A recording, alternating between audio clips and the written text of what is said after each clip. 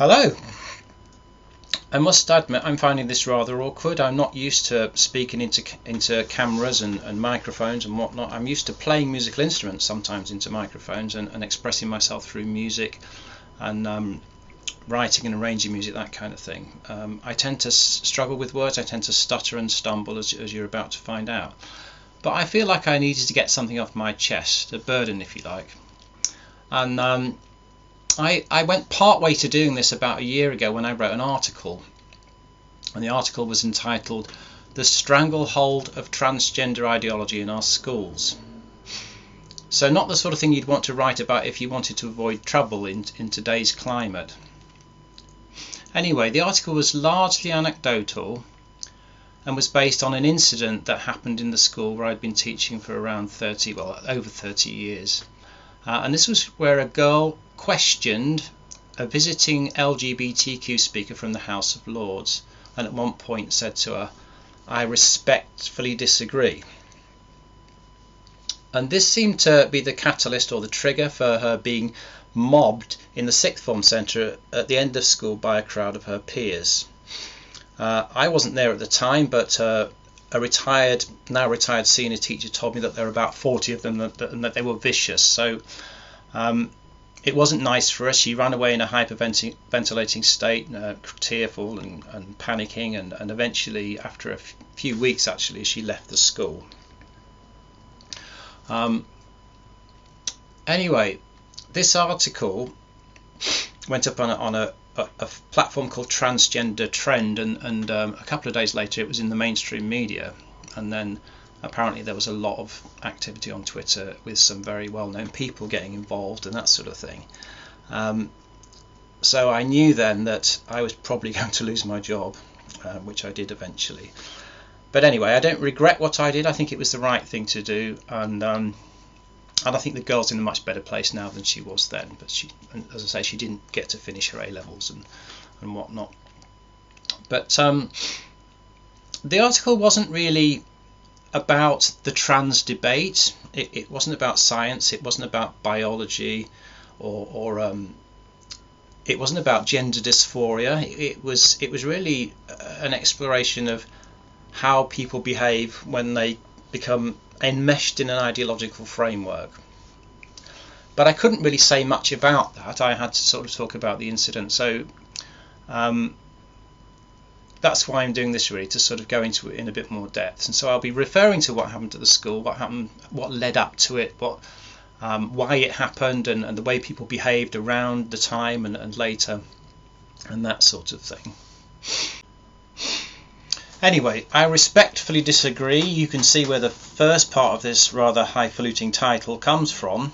And then I go on to say an existential angle on the pathology of social justice ideology, or woke as people call it these days, which is quite a gobful, I must admit. But what do I mean by an existential angle, and what do I actually mean by ideology? Because that's a word that's bandied around a lot these days, and people very rarely sort of pause to say, well, what does ideology actually mean? But before I do that, I'm just going to set it up by using a fable, and it's the well-known fable of the Emperor's New Clothes. And I want to suggest that the Emperor knows that he's wearing no clothes, and that it's his vanity and narcissism that's got him into the position that he's in. It's his own responsibility. Even though he might have been tricked by the weavers or whatever, he's got himself there, and he's in what's now called a false position in existential psychiatry, or we could say false or inauthentic selfhood. And with that comes something known as existential guilt, which is the guilt of not being true to oneself. He knows that he's lying to himself, and so the only way he can really assuage that guilt is by actually coming clean and saying, look, I'm in the buff, I'm wearing no clothes, silly me, what was I thinking? But he's not going to do that. He's the Emperor, and so he seeks reinforcement for his false position, and he does that by seeking what's known as narcissistic supply. That is the reinforcement for his false position. He needs a source of narcissistic supply, and he gets that by getting other people also thinking that he's wearing a fine suit of clothes when as they really know he's not. And whether they are doing it tongue-in-cheek or whatever to start with, as soon as they start to do that, they're putting themselves in a false position. It's significant that it's the emperor's new clothes and not say Fred the shoemaker's new clothes, because the emperor's a powerful person and he can punish his subjects. There wouldn't have been a fable of the emperor's new clothes if he didn't have power. And anyway, what happens then is it spreads. So they're in a false position. They needed a source of narcissistic supply, so they get everybody else to believe that he's, everybody eventually believes that he's wearing a fine suit of clothes, and that's the idea of the fable.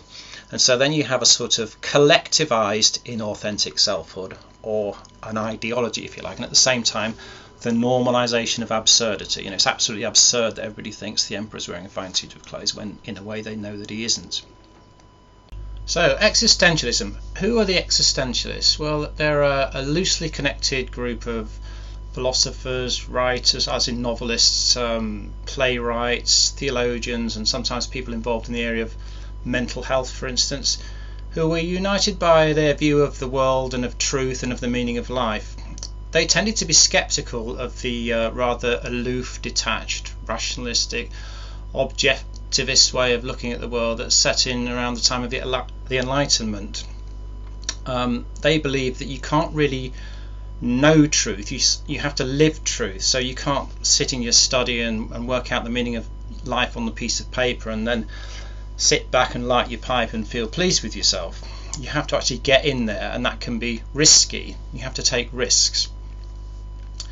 The forerunner of the existentialists was a guy called Søren Kierkegaard, a Danish philosopher come theologian, and he had an idea of despair, as he expressed in his book The Sickness Unto Death. And despair is really the awareness of false selfhood, or bad faith, as Jean-Paul Sartre called it, connected with the existential guilt that goes with it. So you can't, how can I put it, you can't find your way out of the desert into the promised land if you don't recognize that you're in the desert in the first place. So the guilt thing is important. It's not a negative thing. They were always warning of the danger of the individual becoming lost in the crowd. So the crowd, according to Heidegger, was das Man, and that's a form of inauthentic selfhood. So lost in group thing, abandoning the project of finding out who you are, becoming yourself, by just climbing on board an ideological bandwagon, or maybe sinking yourself into institutional bureaucracy and speaking business speak all the time and things like that. People try and hide themselves in these forms of inauthentic selfhood, and so in that way it's connected to ideology, and that ideology is one of the main forms of inauthentic selfhood. It's quite easy just to sort of go along with the crowd. Going along with the crowd is cowardly, really. It's not taking the risk of becoming yourself, and it is quite understandable, because if you are that way inclined, you'd probably like to come up against the system. You'd probably like to come up against the establishment. You're sort of a rebel in a way.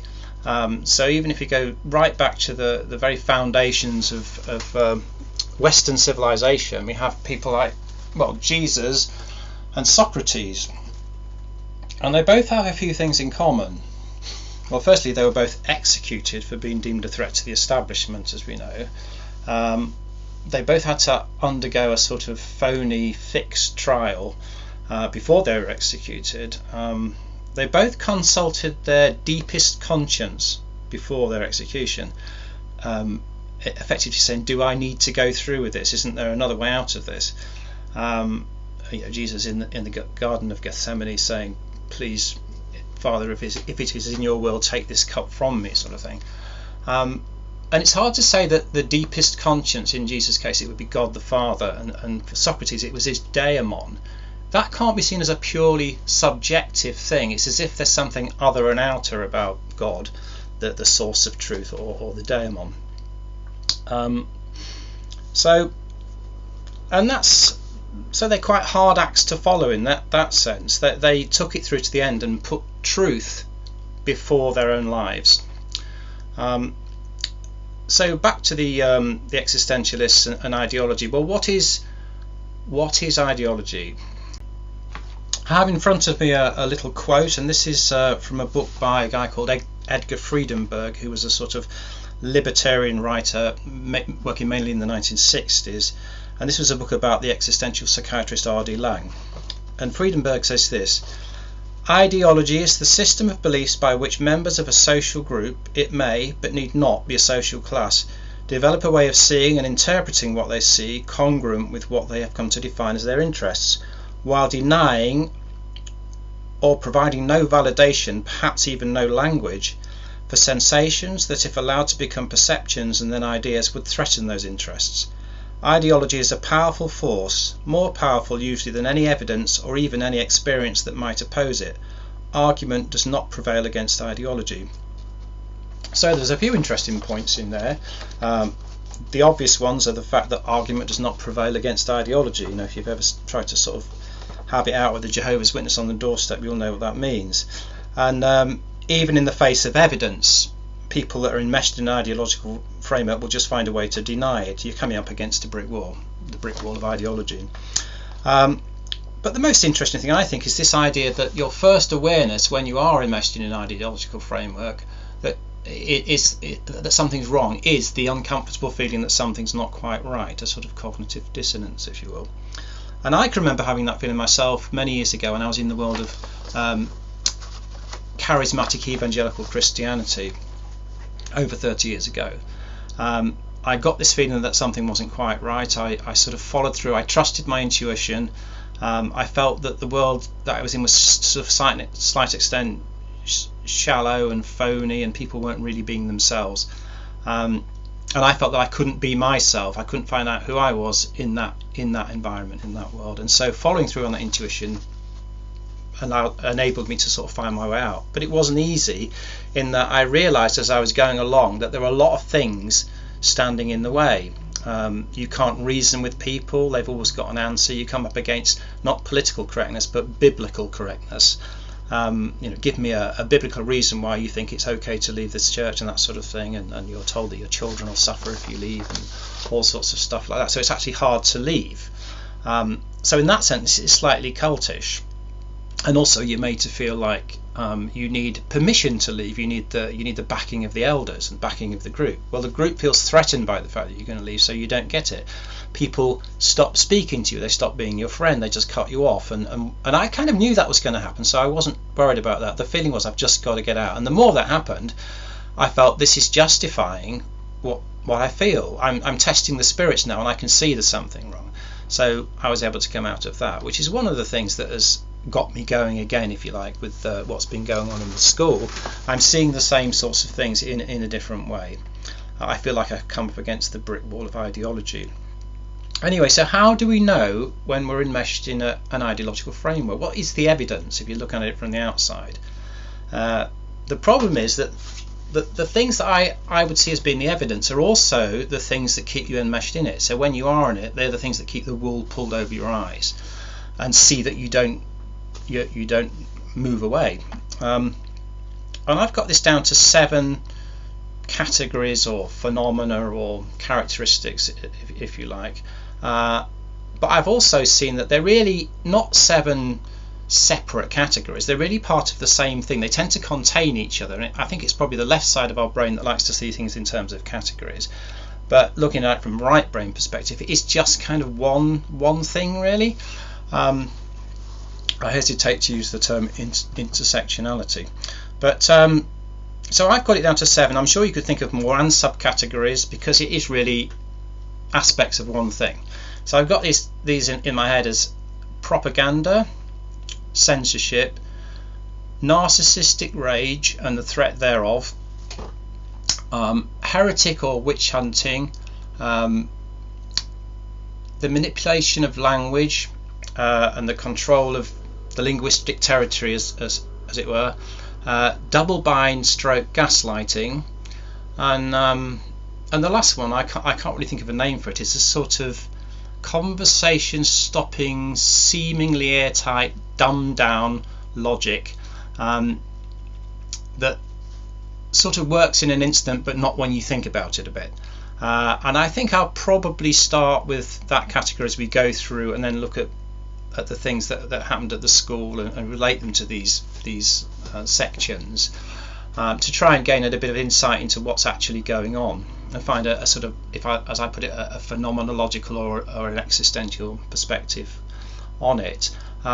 So when I talk about ideology, I'm not talking about any set of ideas that might turn out innocently to be good or bad. I'm talking about collectivizing in authentic selfhood. I'm talking about the sort of ideology that seems to take on a life of its own, divorced of any individual agency, as if it's some kind of collective spirit or demon or something. And I don't mean anything supernatural there.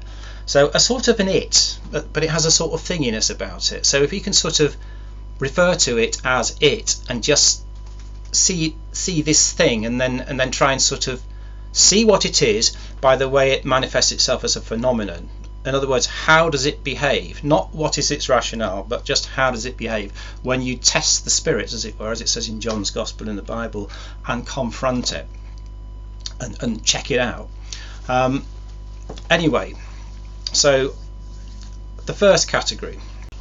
So I'm going to start with the last category I spoke. I was going to start with propaganda, but I've changed my mind now. So I talked about a sort of dumbed down, seemingly airtight logic. An example would be, the most obvious example would be, if you're not with us, you're against us. But so let's say racism is a bad thing, which we all agree with, so therefore anti-racism must be a good thing. And at first that sounds, what, you can't really deny that, can you? But if you think about it, we're not just talking about an abstract idea, the abstract idea of anti-racism. We're talking about anti-racism becoming an ideology, so a sort of a thing, has a thinginess about it, so it becomes a thing in itself, and at that point it starts to feed off racism as a source of narcissistic supply, and therefore it wants and needs people to seem to be racist. In a similar way that, say, a mother with Munchausen's by proxy wants and needs her child to be ill, or to seem to be ill. Or in a similar way that the infamous witchfinder general of the English Civil War period, Matthew Hopkins, wanted and needed people to seem to be witches, at the same time as probably feeling that he was seen as a good man fighting evil. He was actually being paid quite handsomely for every witch that he killed with gold sovereigns. And maybe the mother with Munchausen's by proxy, all we see is the hyper-caring mother. We don't see what's really going on. Okay, so that is not to say, it's not to justify racism at all, because racism is in itself a form of inauthentic selfhood, an ideology, or can be an ideology. It's not just an abstract idea. It can be institutionalized, it can be systemized, as we know, it's systemic. So I think that's probably the key insight in all of this, to see that ideology feeds off certain issues as a source of narcissistic supply. In the same way, I suppose, that an individual who you would call a pathological narcissist feeds off individuals they triumph at other people's expense. They suck the juice out of people to try and big themselves up in a false way. I suppose also we're sort of tempted to rationalise all the time and to see things in the abstract and to sort of work things out in a sort of an abstract manner. But as I was saying, if you keep your eye on the ball, you are asking the question, how does it behave? You're seeing this thing and saying, how is it manifesting itself? How is it behaving? I remember once when it was probably June 2020 at the time when it's about 2 weeks after the murder of George Floyd, actually, when feelings were running very high and people were putting black backgrounds on their social media posts, and there were riots in America. It was all about Black Lives Matter, and my wife and I were hosting a young people's discussion group, and I put the question to the group: what would happen if, say, the England captain Harry Kane didn't take the knee? And this was the time when all the footballers were taking they started taking the knee at that time in closed stadiums because of COVID. And my question was, what would happen if somebody like Harry Kane didn't take the knee? And immediately one of the young people said something like, well, why would you not take the knee, and then went off in that direction very convincingly, very good rational argument as to why you should or would, and why would you not. And but then I said, well, that's good, but the question was what would happen if he didn't. Can we speculate as to what would happen in the climate as it is at the moment, as the Black Lives Matter climate, if you like. We were thinking probably, well, we were sort of speculating as to whether he'd lose his England captaincy, or whether players would refuse to play for him, and we were thinking about how managers would be under pressure to sort of make statements and comments, as would people, BBC pundits and things like that. What would their view of it be? Gary Lineker or Alan Shearer and that sort of thing, Ian Wright. What would be likely to happen? I remember it was some time after that, actually, a Guardian journalist, probably about 6 months later, there were still players were still taking the knee in most games, and it's a young Guardian writer, I can't remember her name now, she said something like, it's perfectly okay for footballers not to take the knee as long as they can justify why. And my reaction was, well, why? Who are you to say? Why are you saying what people need to be able to justify? Why should they have to rationalise it? What if, say, Harry Kane just had the uncomfortable feeling that something wasn't quite right, and he wasn't ready to be able to explain it? He just wanted to trust his own intuition, because I think that intuition is valid. If you feel uncomfortable about something, there's probably a reason. Okay, at this point, in order to provide a bit of balance, I think I need to throw in a caveat, which is to ask the question, can anti-woke therefore become a sort of ideology, a bandwagon that we can all jump on? And can it feed off woke as a source of narcissistic supply? And I suppose the obvious answer is yes. And I'm thinking back to the period between the end of March 2020, which was the first lockdown in most of the world, pretty much all of it, and the end of May in the same year, 2020, which was when George Floyd was murdered. And in that period, the noise around social justice ideologies seemed to suddenly disappear, because people were very frightened of the virus, and a cataclysmic event does have the potential to send an ideology scuttling underground, as it were. This was the time when we were seeing coffins stacking up in Italian morgues, and mass graves being dug in sites, brownfield sites in New York, just outside New York City, or in New York City. So there was a sense that, I sense anyway, a sense of, well, what now? Because people on both sides were probably enjoying the fight to some extent, and I remember a couple of, I won't say who they are, but a couple of sort of, you would call them anti-woke commentators, I suppose, saying things like, well, it's all gone away now, we can talk about something more interesting. But I got the sense that maybe they weren't quite being honest with themselves, and they were quite enjoying being anti-woke, and to some extent, they built platforms on being anti-woke. That was their identity, sort of thing. And yet, having said that, I suppose when you emerge from an ideological framework, out of a sort of, let's put it another way, let's emerge out of a cultish sort of framework, there is a sort of freeing, a sort of sense of, I think the term is red pilled, which comes from the film The Matrix. You suddenly had your eyes opened, and there's a sort of quickening of the spirit, and you feel a sense of freedom and purpose, as well as a little bit of fear, of course, because you're now in a vulnerable position. But I suppose that's kind of inevitable in that sense, and maybe we could all ask the question to ourselves: was I, even just albeit a small part of me, a little bit disappointed because I was quite enjoying it in a way, but then of course at the end of May, George Floyd was killed, the riots on the streets in America, Black Lives Matter came into full force, and people were sort of, it was almost like game on, let's get back onto the streets. Racism trumps COVID. I remember banners being held up saying that, and so it's game on again. We were all off again into the fight, and that's it, we're back to normal again. Isn't it good? I'm being cynical, of course, but I'm not trying to say that people that are concerned, and I think they flipping well should be, because I think it's much more dangerous than people think and can see, or want to see. That the satirists, the comedians, all the people that are coming from different angles, making their points, need to do it. I mean, otherwise I wouldn't be doing it. But so yeah, it's just to say, be careful, because it's quite easy, because we're all extremely vulnerable to vanity. We can all get drawn into that trap. Anyway, so if you're not with us, you're against us. Well, our student, as we know, said, I respectfully disagree, and I actually wrote in the article, it was probably somewhat naive of her not to realise that this is indeed an ideology, and one with which you're simply not allowed to disagree, however respectfully. To question its basic tenets is simply heresy, and heretics in one way or another need to be exposed, attacked and gotten rid of.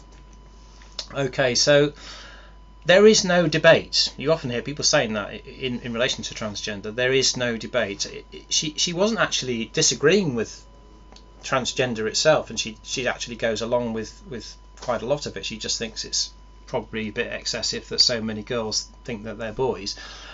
She suspects they're probably not. Although she thinks that one or two of them are. Do you know what I mean? It's not sort of a black and white thing. She's not standing on a table in the sixth form entrance and I hate all you effing trannies or anything like that. Absolutely not. She refers to people as he and they and all that sort of thing. It's just the fact that there's no go. You can't have a debate, and she's the sort of person that questions things, and therefore for doing that she's an evil transphobe. It's as simple as that, really. And that's what I was hearing, and that's what I realised I've got to do something about this, because people need to know about this. This is the sort of thing that's going on. So that I think that's all I need to say about that. So propaganda. I see propaganda as being untruth or half-truth masquerading as truth. And it's around us all the time. It's in all forms of media, advertising, it's in football punditry, it's even in the pulpit, it's everywhere. And the reason it's everywhere is because ideology is everywhere. In the same way that there's inauthentic selfhood in all of us. Whoever is without sin casts the first stone. It's not a case of there's some good people and some bad people. There's a level of inauthentic selfhood in all of us, false selfhood. So in terms of the school, in terms of transgender ideology, it comes in the form of education. And these girls in this school were educated some time ago by the Mermaids charity that came into the school to address, I think probably all of them, I'm not quite sure. Yes, I think all of them, and the staff actually. And so the girls in that sixth form lecture would have been brought up on that have had this in the past, that have heard this sort of stuff in the past, and now it's being reinforced. And it's not education as such, because the girls aren't being asked to think for themselves, to discover, to find out for themselves, and to learn by inquiry and inquisitiveness. They're being told basically this is what you should think, this is the truth. And also there's this element of threat that I talked about, because the mermaids behave a little bit like Ofsted inspectors. They come into the school, they advise you on your duty of care, they go into the library and check you've got the right books, which you probably haven't, and so you're made to feel if you don't comply, they won't give you the tick of approval, and you won't be progressive. You won't be a progressive school. And of course all schools want to be sort of up with the times and ahead of the game. They're businesses, well, the private schools are anyway. So as I said, these girls would have been brought up on this, not brought up, but they would have been influenced by this in the past. So and why would they doubt people that have been invited into the school, experts that have been invited to the school by senior management to educate them? They would have no reason to believe that these people weren't the real thing. And even if they did say some things that were right or interesting or thought-provoking, as far as I know, nobody asked any awkward questions, and I don't as far as I know, no members of staff stood up and said, look, isn't that a matter of opinion, or is this, this the thing that you just said is being disputed by these other people, because I think people feel frightened. They don't want to rock the boat. And in this address from the person from the House of Lords, one of the things she said was that the House of Lords is full of transphobes, without defining what transphobe means. And transphobe in the world of transgender ideology tends to mean evil person. It's as if they've already been condemned. If you're a transphobe, you're an evil person like J.K. Rowling or whatever. So you sort of have no room to manoeuvre anywhere. Yeah, I suppose that's enough said about that. I think we all have an idea of what propaganda is. It's not education. It's a different thing altogether. They're not instructing the girls in how to think. They're telling them what to think. Okay. So on to censorship. Then censorship is I see as being the shutting out or the blocking of the prophetic. And by the prophetic I mean truth speaking through the vessel of the individual into the group. The burden of the prophetic is usually felt by the intuitive creative types, often writers, novelists, comedians and satirists, playwrights, artists, musicians, songwriters, sometimes intellectuals, but it could be anybody. And of course in the fable it's actually just a little boy who says, look, the emperor's wearing no clothes. The thing is, you don't get to choose. You don't get to choose your prophets. You either hear the prophetic word when somebody speaks the truth, or you don't, or you choose not to at your peril. Even the idea of the Christian society or the Christian community, they always have to be open. We always have to be open to the prophetic. Truth speaks through, the Holy Spirit speaks through individuals. You can't block it, but the instinct of corporate power and of the powers that be and the establishment is to block it, because to a certain extent establishments are going to tend towards a level of corruption, because that's just the way we are. And so I suppose when you get a society that's telling people you mustn't say this, or you can't say that, or that's not funny, you tell the comedians what's funny and what isn't, and you start telling writers what they can write and what they can't and how they're going to write it, that's a sign actually of an unhealthy society. So as I said before, how does the ideology behave? It's a bit like the same idea as if you want to know if you're in a cult, find how difficult it is to leave, and then you'll have an idea. It's that sort of thing, really. So it doesn't really matter. You can't sit there and say, oh well, that makes sense, or that makes you can't say this because if everybody said this. It doesn't work like that. You don't get to sort of control people in that way. As I saw it, the transgender ideology in the school, what was happening was really self-censorship. People were not saying what they felt, not saying what they thought, and being frightened to speak about it at all. So that is really unhealthy. And I noticed there was a day once when the girls had organised I think it was the sixth one, was a day of silence that I mentioned actually in the article on behalf of LGBTQ, and so they were going around just being silent, not speaking. And I said at lunchtime in the canteen, well, what do you guys think about it? And I wanted a conversation, what are people's thoughts and feelings on this? And nobody would say anything. And I think I put in the article, it was as if I'd said, hands up all those who voted for Brexit, because it seemed that sort of, that people were that embarrassed to talk about it and that careful, If I've tried to broach the subject with anybody, they just will not commit at all to an opinion. They might seem to agree, or you can't. And very few people have said if I said things that I disagree, or it just goes silent basically. And the kids as well. You'll find that they tend to steer clear of anything like that because they don't want trouble. And in what happened in the sixth form centre with the girl being mobbed, they were getting a message. This will happen to you if you question any of this could happen to you as well. And I remember a teacher coming to me. Well, one of the things I put in the article was that teachers were instinctively aware that there was a danger of saying anything because they might lose their jobs. They're frightened of losing their jobs, which is a very real fear. I mean, I lost my job, so that's what happened to me. So they can say, well, look what happened to him.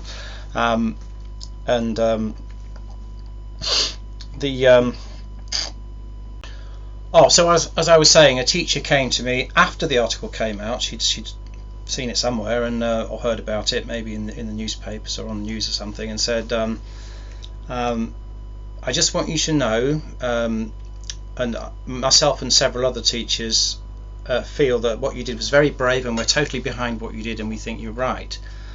but finished the conversation by saying, but please don't tell anybody because I don't want to lose my job. So it's justifying what I'd already suggested people were feeling. Even at the point where I was losing my job, one of the parents came to me and said, I'm really furious that you're losing your job, but I can't do anything. My hands are tied because I don't want my daughter to get kicked out of the school. So that's the power of the ideology, really. That's what it's telling you, is that's the power of the ideology. That's what it can do. That's how it's making people behave. And that can't be healthy. It absolutely can't. Okay. Anyway, so we're talking about an environment where people are frightened to express their views. In other words, they can't exercise, or they feel they can't exercise their freedom of speech, which is essential if the prophetic word is going to come through, is allowed to come through. That's one way of putting it. They're not really frightened of people disagreeing with them, as far as I can see. They're not frightened of righteous anger even. What they're frightened of is something different. This is narcissistic rage. So, narcissistic rage and the threat thereof. I see narcissistic rage as being the reaction of false selfhood to truth, and true selfhood, or falsehood to truth. And as I said, it's different to righteous anger, because if you even disagree with a person who's a pathological narcissist, God forbid, criticize them, they see it as a threat to the very core of their being. Not just a disagreement, not just an angry disagreement, but a threat, and they react very strongly indeed, and they want to annihilate you. I put in the article, narcissistic rage is vengeful, vindictive, and in its purest form always seeks to annihilate and never forgives. Now that sounds a bit extreme, the word annihilation, but I think in terms of, say, cancel culture, which we've all heard about, is that there are quite a few people that their reputation is more important than their life, and so to try and destroy a person's reputation just because they've said something you don't like is pretty extreme. Often it's not a sudden outburst of outrage and violence necessarily. It often is, but sometimes it's, if, say for instance, you've got a narcissistic vicar in your parish, they're likely to destroy somebody with a pious smile on their face, sort of insidiously and gradually, without you really noticing, maybe. So it's often quite calculated, but it's if we just see it as you're not allowed to disagree, otherwise you'll hit this wall of rage. It makes more sense. And I think in terms of collective false selfhood or ideology, it's often almost built into the narrative, so that this might be something like, if you mock my prophet, I have the right, indeed the duty, to annihilate you. Or it could be something like, if you fail to interpret the basic tenets of the Christian faith as we say, as we demand, you'll be burnt at the stake. I'm talking about the Inquisition, of course, and that's a slightly harsh punishment for not agreeing on something, isn't it? Not very pleasant. Or it could be, if you question the party line, you'll be sent to a concentration camp in Siberia for 10 or 20 years, or be put in an insane asylum, or just simply be executed. And so it's important to be able to see the difference between narcissistic rage and righteous anger. And because this ideology is really steeped in false selfhood, as far as I can see, it's also steeped in narcissism, because really, as I said, a very high level of false selfhood in an individual is narcissism, is pathological narcissism.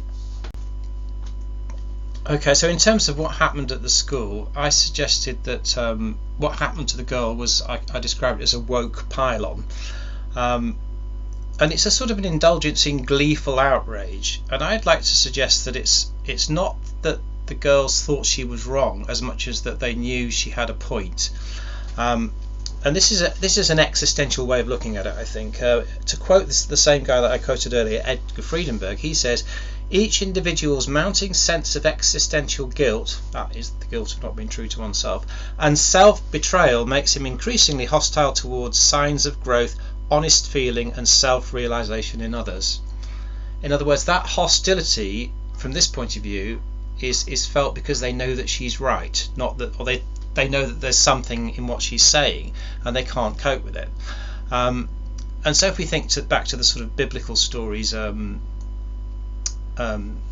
mob baying for Jesus' blood, crucify, crucify, give us Barabbas, and then the woman, the adulteress that was about to be stoned to death by a group of people that saw themselves as being the righteous people, the righteous mob, until Jesus says, whoever is without sin, cast the first stone. And they're doing it really because they're trying to assuage their own guilt. They're trying to assuage their own guilt by destroying somebody else. They're projecting it onto somebody else. Anyway. Okay, so I said narcissistic rage and the threat thereof. So it's often the threat of it that makes people self-censor, induces them to sort of hide away and not say anything. And I think anybody that's lived with a pathological narcissist will know what narcissistic rage is because I've experienced it on several occasions. And with I suppose transgender ideology or social justice ideology in general, people have seen images, seen clips of people being mobbed for not putting their hand up in the air and saying Black Lives Matter or whatever, and seen extremely angry and enraged people screaming in people's faces. Well, most people don't want that. They can't cope with that. And for our student to sort of maybe be doubting whether some of these girls are authentically trans is a massive threat, or they would see it as being a massive threat, and would want to stamp it out immediately, because people do see themselves as being, it is a sort of a case. I mean, what I'm suggesting is that people aren't always being authentic and they're not being their true selves, but who am I to say that? How can I say that about somebody? Only they know their true authentic self. But it's not as straightforward as that. If you think, well, was the emperor being authentic? Maybe he felt he was being his true authentic self and think he was wearing a fine suit of clothes. And we all have to make these judgments. We all feel and think things about people, whether they're genuine or not, and sometimes there is evidence that they're not, and that they're maybe a bit phony or not quite real. And that's just, unfortunately for some people, the way it is. We will make those judgments and assessments of people all the time, really. And it doesn't mean we go around sort of deliberately trying to upset people, but then to sort of demand that you don't think about it. If you feel something's not quite right, as I did, and then you want to follow that through and think, well, what's really going on here? I'm not happy about this. I'm not comfortable. And that's, well, you can't. Sorry, you've just got to. This is the way you've got to think. You've got to reinforce what we believe we are, even if you think we're not.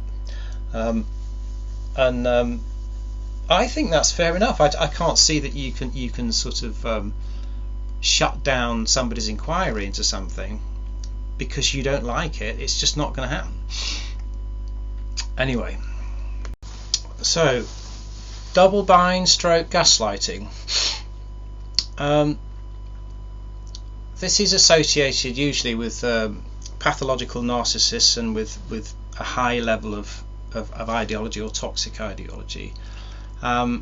It's often thought of as a no-win situation, and that's often what it feels like.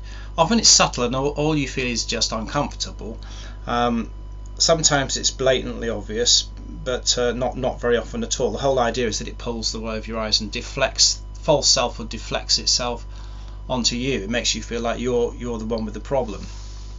And often with ideology, it's sort of built into the narrative. It's built into the narrative, if you like. So an example would be the term enemy of the people, for instance. If you're trying to be yourself and to be honest and to search for truth, and you go to the powers that be and say, look, I think we could do this better, then you're an enemy of the people, so you can't win.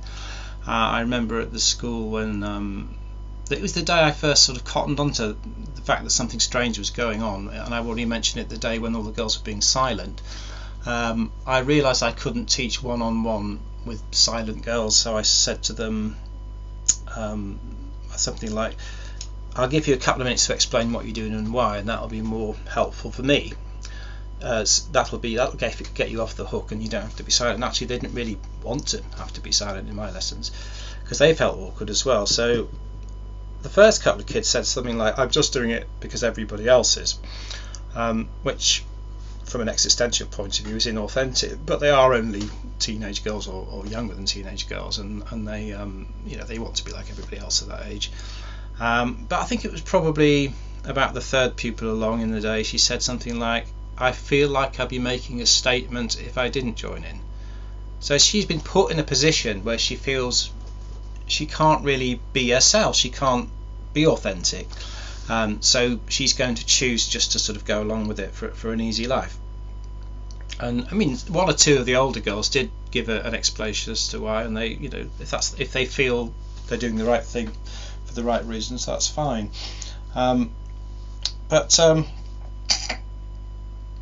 It's, and we've already mentioned that groups like the Mermaids Charity, in a sense, they've got you over a barrel because you want to please them. They put you in a position where you want to please them, but you can't really please them because you'll never be good enough. It's a bit like a narcissistic boss, that they say in order to please me, you've got to work really hard, and in order to impress me, you've got to pull your finger out and that sort of thing. So you work your socks off and then find out that they feel threatened by the fact that you're performing better than they are, that sort of thing. They don't want you to win, they just want to look good. And a narcissistic parent will do the same thing. You can never please a narcissistic parent. The term double bind was coined by a guy called Gregory Bateson, who was an English anthropologist. He was writing in the 1950s, and he came up with the idea that a high level of exposure to a modality of double bind was the probable cause of schizophrenia in young adults.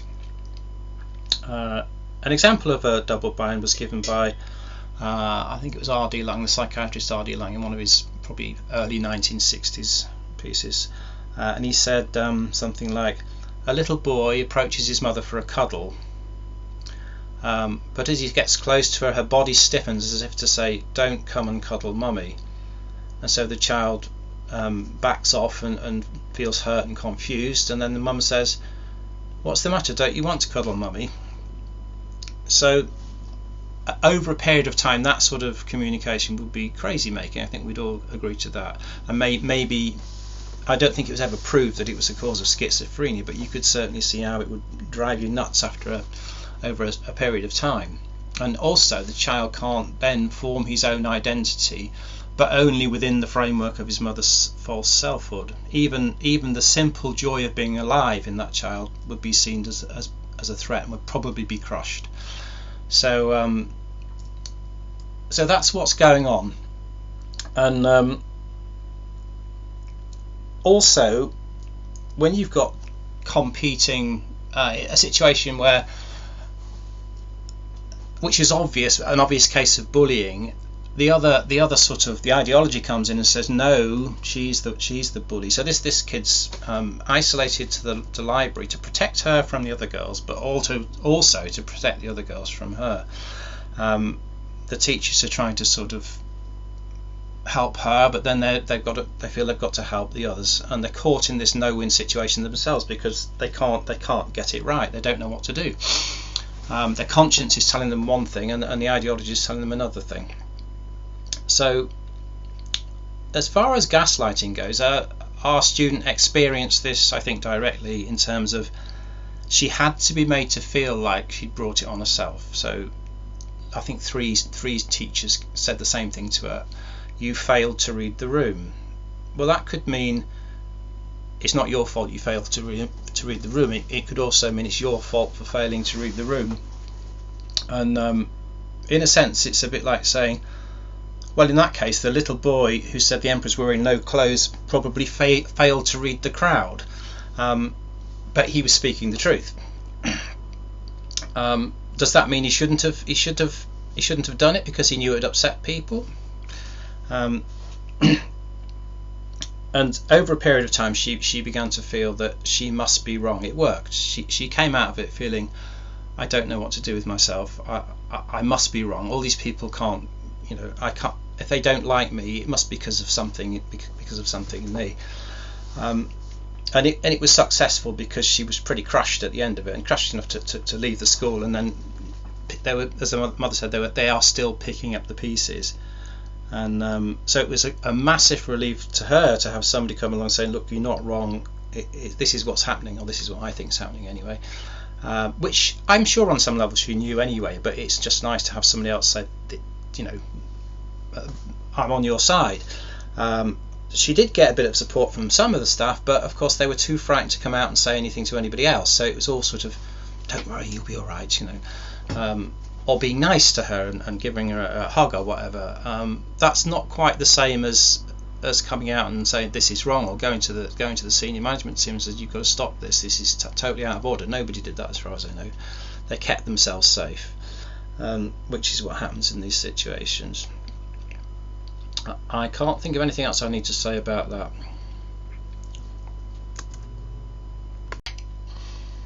So, heretic / witch hunting. Well, we've already mentioned actually the Witchfinder General Matthew Hopkins. In fact, I should have added that Hopkins is responsible for the sort of infamous, probably the most infamous double bind of all time, which was he would tie the hands to the feet of the accused, tie a rope to them, and chuck them in a moat or mill pond. And if they sunk to the bottom and drowned, they were innocent. But if they bobbed around at the surface, gasping for breath, they were guilty. So a no-win situation. So that's another way of looking at it. You can't win. But anyway, so he was obviously hunting for people that he thought were witches, and he had to make it seem that people were witches, and that's one of the aspects of witch hunting, is that it's this need to find witches. And I remember once at the school, it was the summer of 2020, the summer when George Floyd was killed.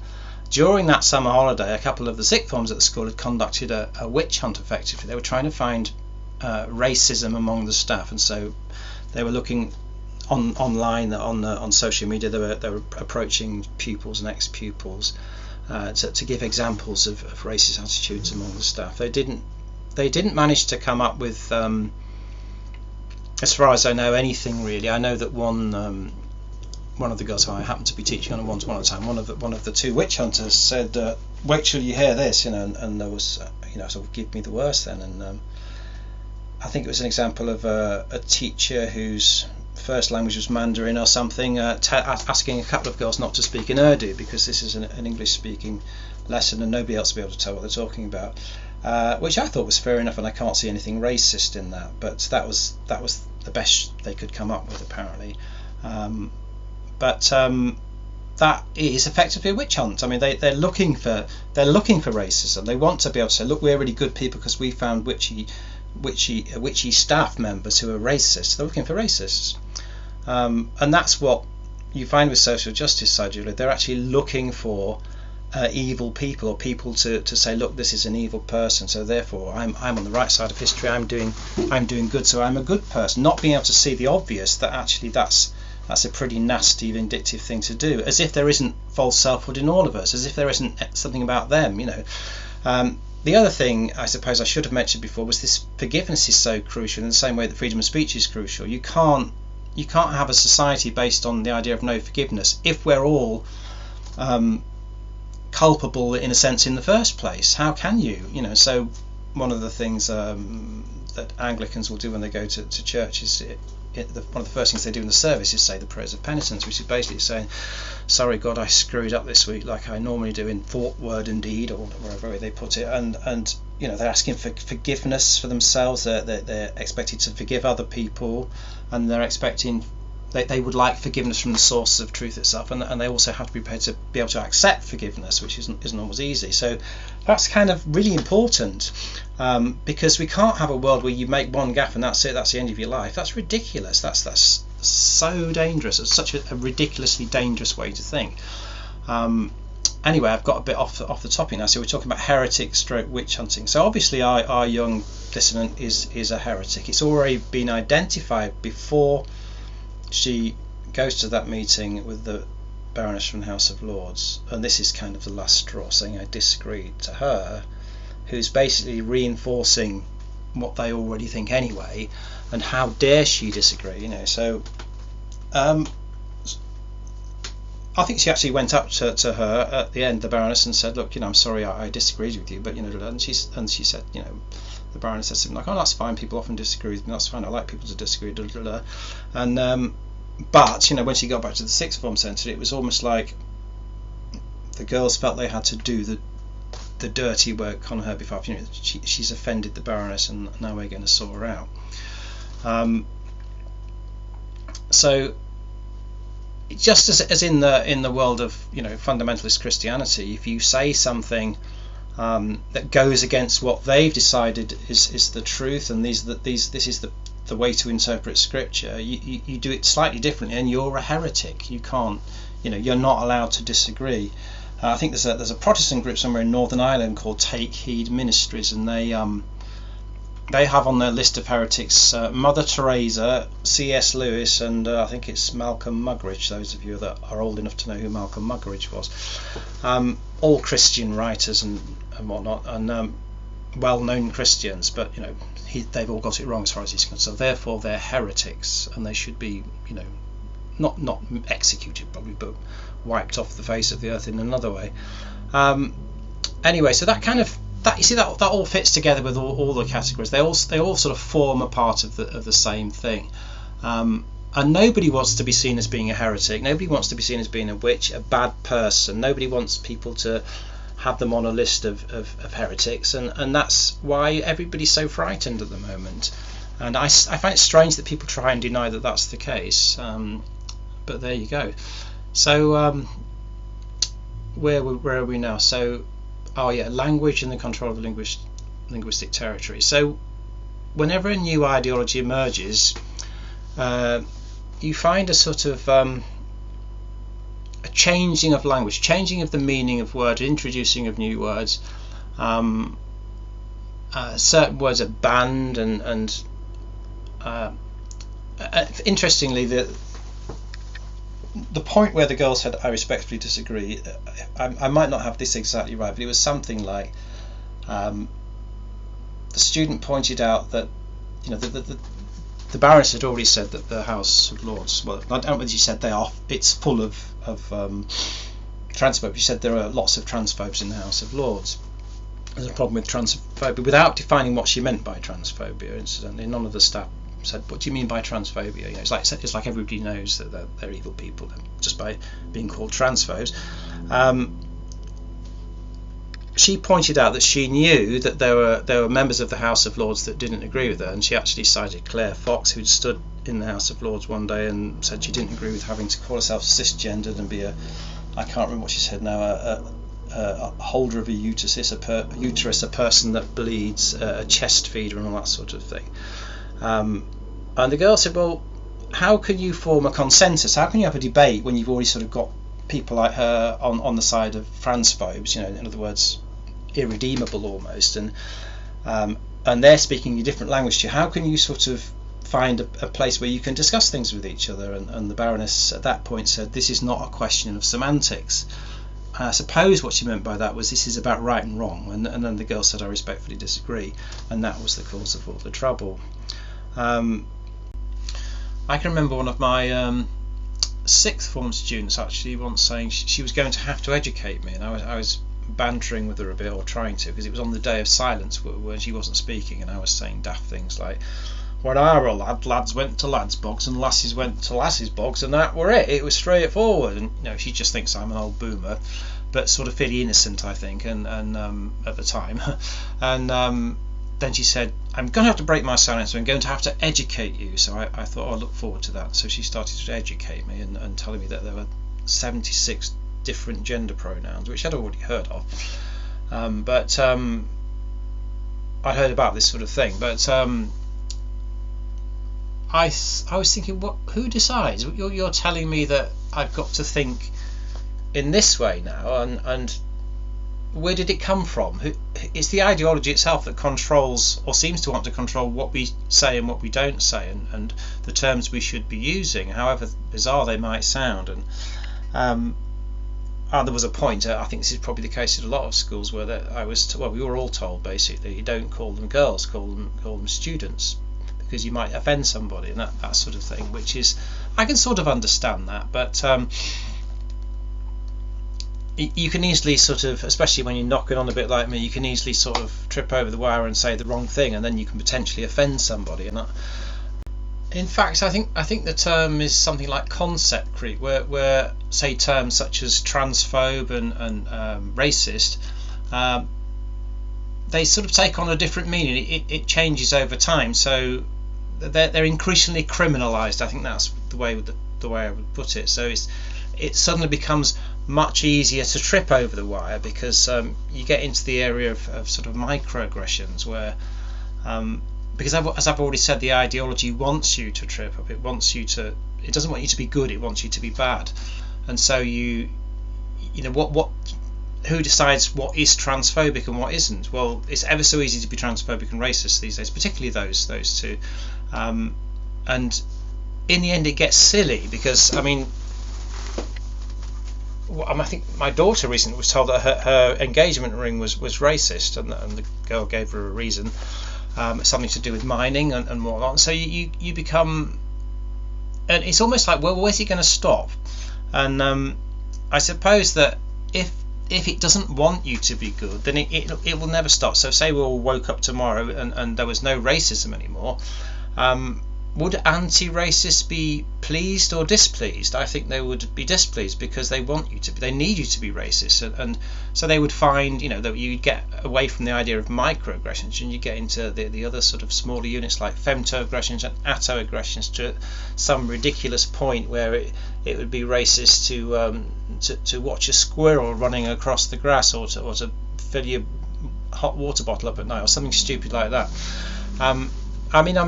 Maybe I'm exaggerating a bit, but it does sort of feel like that's the direction we're going in, and the reason for it is this need for narcissistic supply.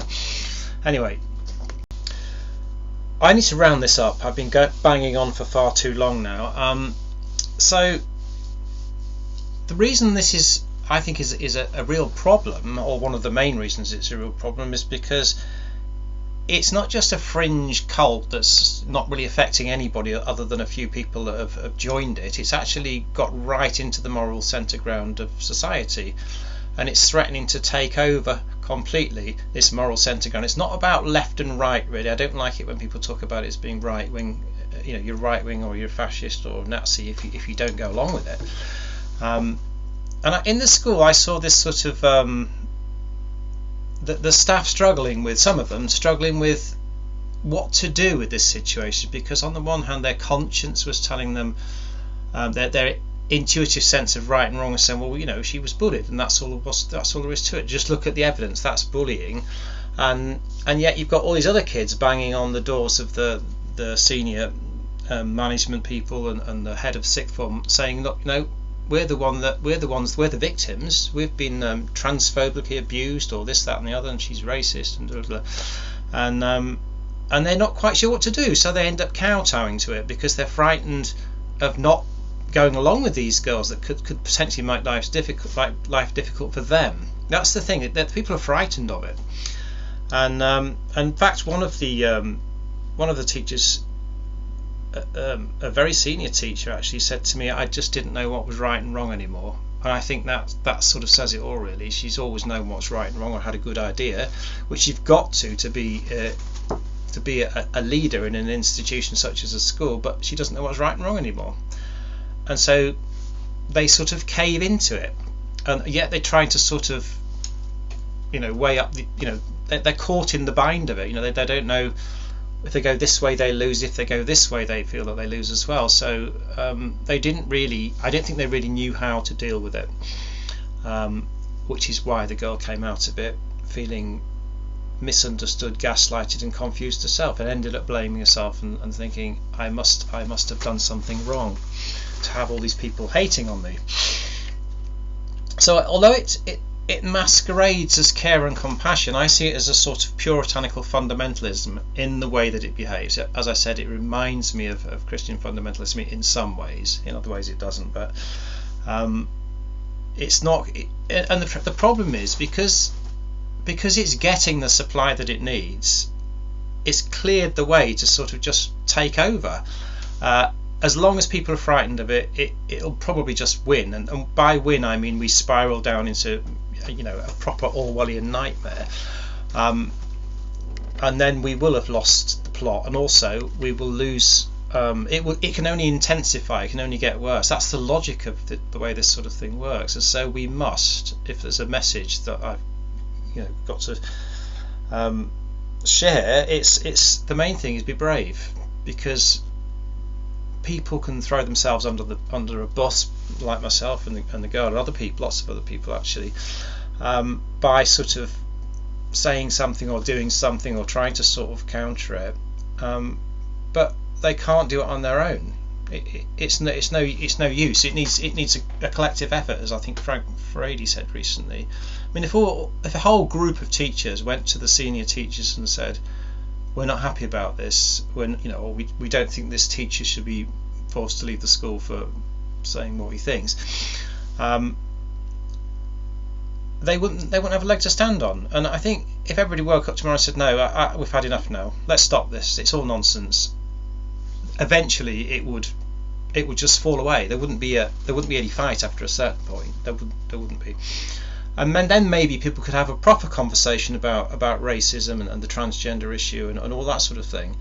And because you can't, when you're enmeshed in an ideological framework, you can't see it clearly at all. If you're the sort of person that thinks that sees a rapist around every corner and the gates of Auschwitz at the end of every railway line, that's not a lot different to the McCarthyism of the 1950s in America, where people saw anybody that was slightly left of centre was seen as being an evil communist, Reds under the bed, as they said at the time, and they were treated abysmally.